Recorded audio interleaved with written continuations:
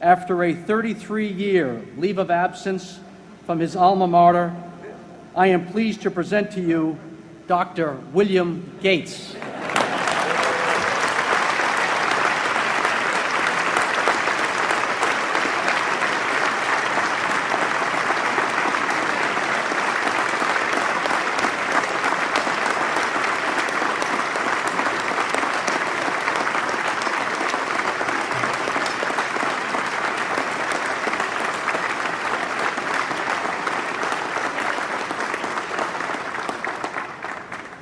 Thank you.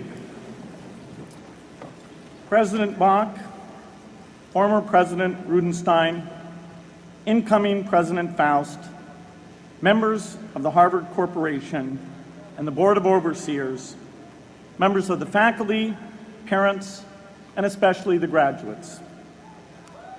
I've been waiting more than 30 years to say this.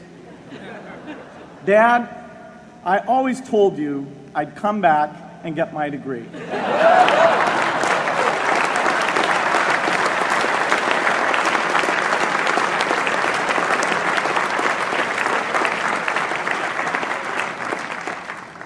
I want to thank Harvard for this honor. I'll be changing my job next year, and it will be nice to finally have a college degree on my resume. I applaud the graduates for taking a much more direct route to your degrees. For my part, I'm just happy that the Crimson called me Harvard's most successful dropout.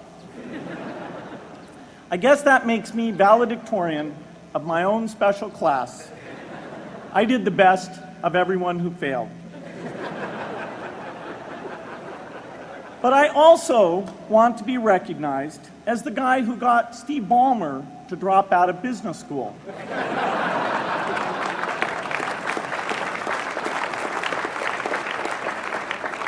I'm a bad influence. That's why I was invited to speak at your graduation. If I'd spoken at your orientation, fewer of you might be here today.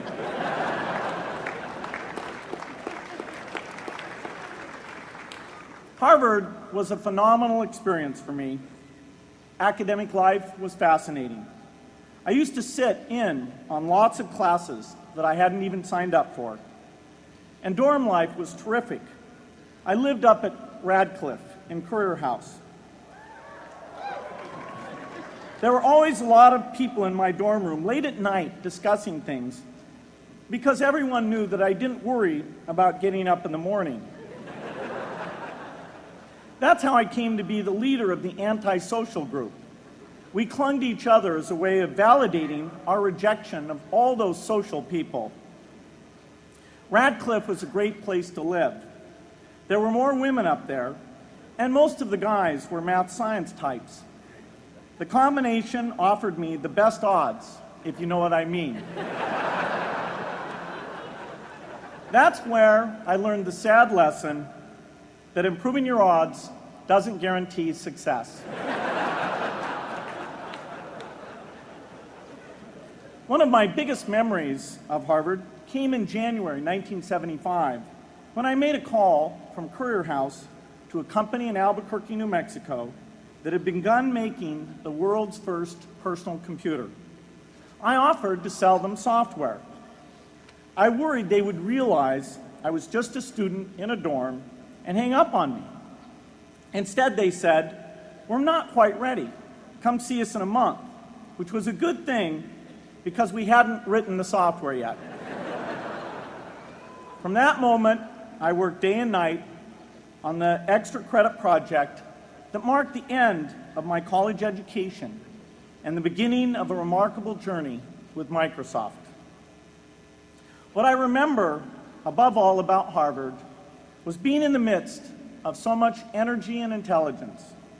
It could be exhilarating, intimidating, sometimes even discouraging, but always challenging.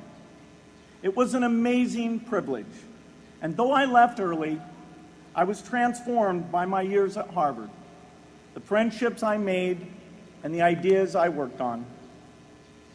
But taking a serious look back, I do have one big regret.